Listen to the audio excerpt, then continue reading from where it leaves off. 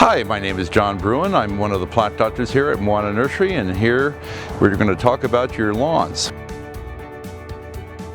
First thing you need to do is test your sprinklers, make sure they're all spraying out accurately. I like to use a tuna fish can, but any kind of can will work to measure the water. It gives you a good reference on how long to run it and what your soil is able to absorb. And just, you know, typically a lot of people run it for 10 minutes or 15, whatever is comfortable before you get runoff. And you can see what your output on your sprinklers per square inch is going to be. And if you need to make corrections, it's a great time of year to make it because there's no urgency. You're not talking about 100 degrees or anything in your near future, so you have time to get the right parts and get it fixed properly. So after we got the sprinklers set up and running, think about the G&B lawn fertilizer. It is all organic, very safe for your kids and pets and for yourself too. It's actually a really good balanced diet of nutrients for the grass to grow. And it doesn't have weed killers in it, but it is very, very safe.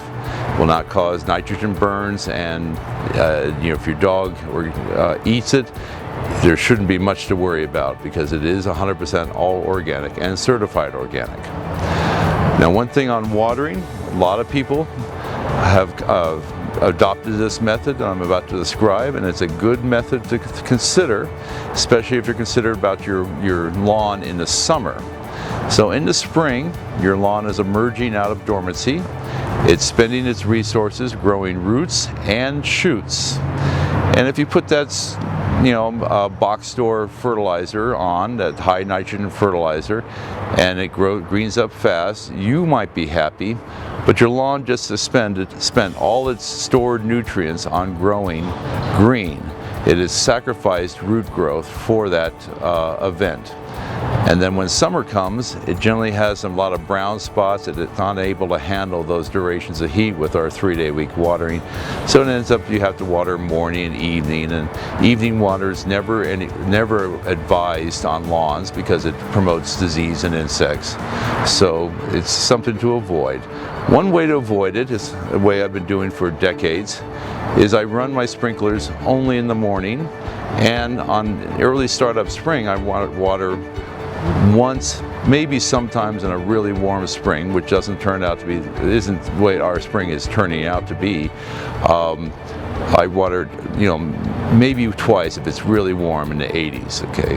But just one day, you know, morning, you know, or multiple times to get that slightly less of an inch of water, which is what it needs for that week in the springtime with 70 degrees as your typical temperature. When it gets warmer, I add on a second day, and that's usually in May. And when it gets hot above in the 90s, I'm certainly at 3 days a week. But what I've done is allowed the grass to grow at a normal pace, balanced between roots and shoots, because I'm using the proper fertilizer and watering to encourage deep rooting. And then when summer comes, my water bill's lower, my grass is healthy, the dandelions don't like my lawn because they don't get the constant watering. My dogs and grandkids are very healthy because I'm not putting toxic chemicals on the lawn to keep the weeds down and force it to be green. So that's something to consider about.